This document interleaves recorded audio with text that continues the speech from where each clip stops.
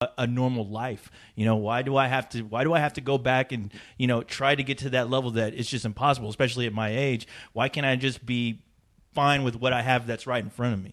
I wish the film would have focused a little bit on that. I fall somewhere in between the two of you, because you know what, you make a good point about how it is good to have hope, but I go back with Cyrus, where I think there's too much hope, to the point where if it not so much felt false, but to me it made it feel like a different type movie, where it started out as a movie that was making a really bold statement, and should have had a somewhat, if not much, darker ending. Where this ends up, I kind of felt like, okay, it's kind of more like a TNT TV movie. Well, they covered an episode of Men of a Certain Age. Okay, you know what? I guess that's why what I felt about this. I just felt like it kind of wrapped things up. Maybe I didn't get a sense of time in here, because it kind of wrapped things up very tidy for some people, not for others. I thought they covered the part where it was depressing. I mean, you had the part where a guy was empowered. You had the part with the guy where it's like, damn, I got to go build a house. It's not what I want, but I got to eat. Well, a movie with what this is about, which is so timely and clearly is supposed to make a point, there is no point when you end it this way. It's just like,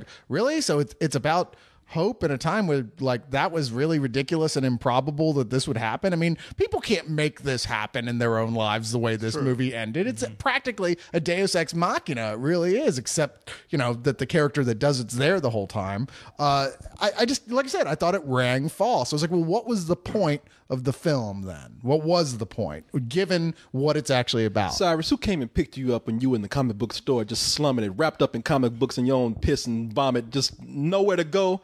I came and got you. Oh, I thought you said you were Jesus. I thought it was a rehab. Co-host, when you were kicked out of the store for being a Christmas ornament, who came and picked you up and made you something? A cop. I tried to get rid of you. You ain't going nowhere. Leon's like herpes. He ain't going nowhere. But no, I there was never just one set of footprints, okay? I had a blonde masseuse with me the whole time.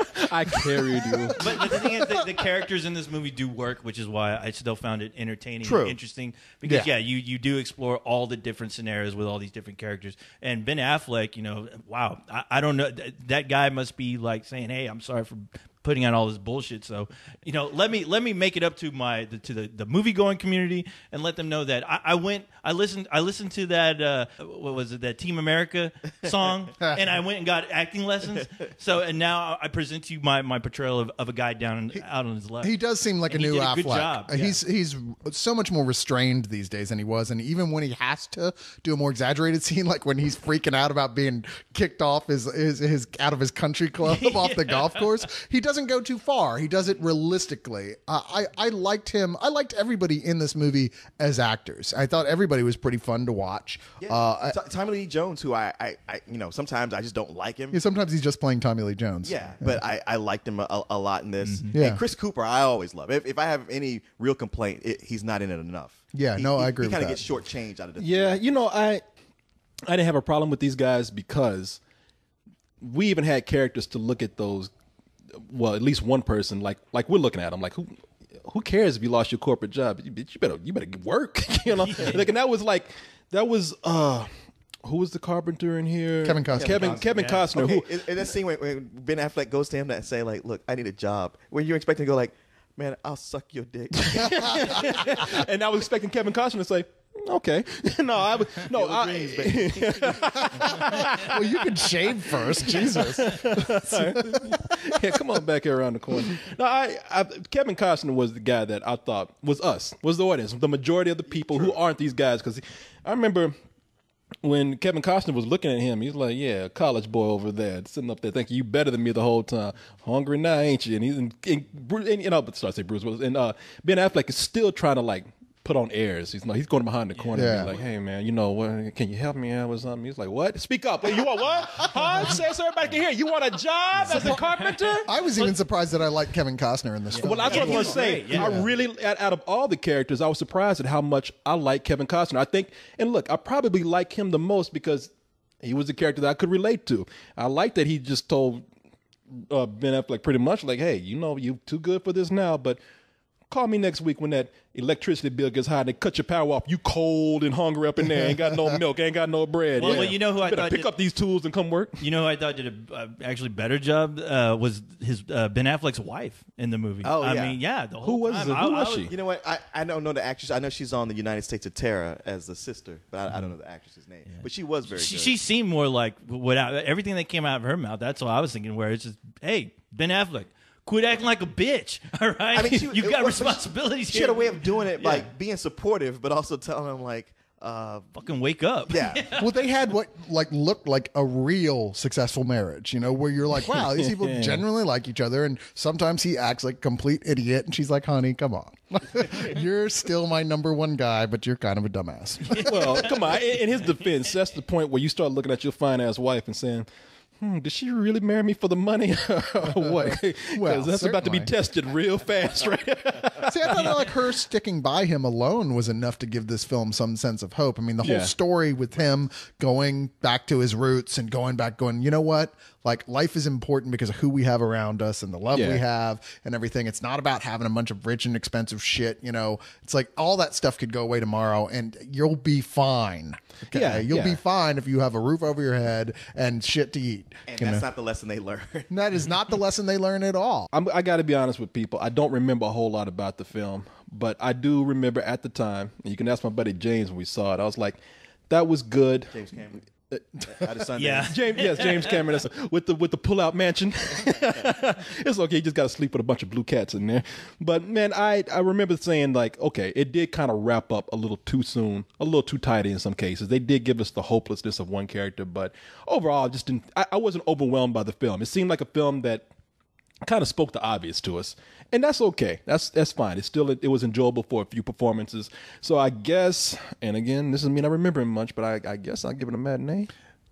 You know what's funny is how you came into this going like, see, I saw this movie a while ago, and I'm sure I didn't like it as much as you guys did.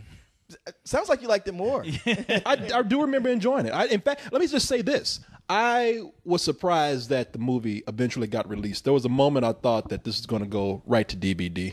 Or I guess like it is now, because it's not getting that wide of a release. Right, yeah, not a wide release, and it just has that look like either there wasn't a lot of budget or just wasn't a lot of scope. Yeah, and that's something for like the number of actors they had in here. The filmmaking didn't seem, and maybe that was the point, and maybe they didn't need to, but it didn't. It felt like I won't say like a TV movie that you would see like on the Hallmark Channel or something, but it felt like something on the low end of HBO. Yeah, like I said, I kept thinking of an episode of Men of a Certain Age, except just 30 minutes longer. But yeah, great performances, all the good stuff we said. I like what the message started out to say. I hate where it, well, not hate, but I don't like that it undercut itself, where it had the ability to say something really powerful that made you go like, telling everybody like, man, you got to see this. Yeah. To where it's like, well, you watch it. For me, it's a low matinee.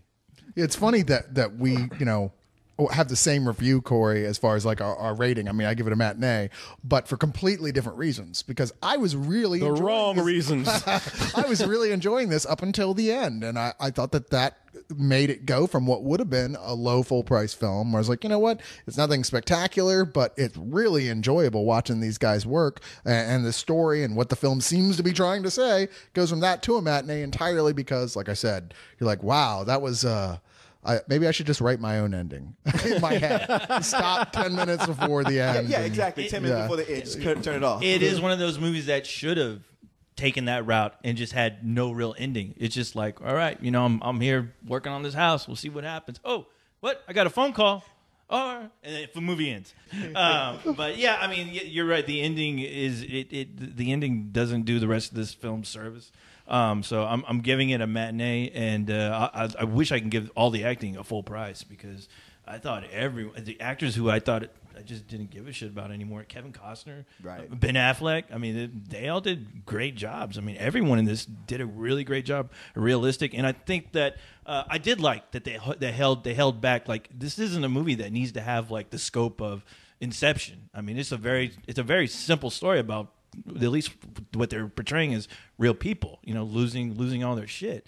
And I thought the filmmaking catered to that, and I appreciated that. I want to see that on the poster. A story about real people losing all their shit. The co-host film, the co-host story.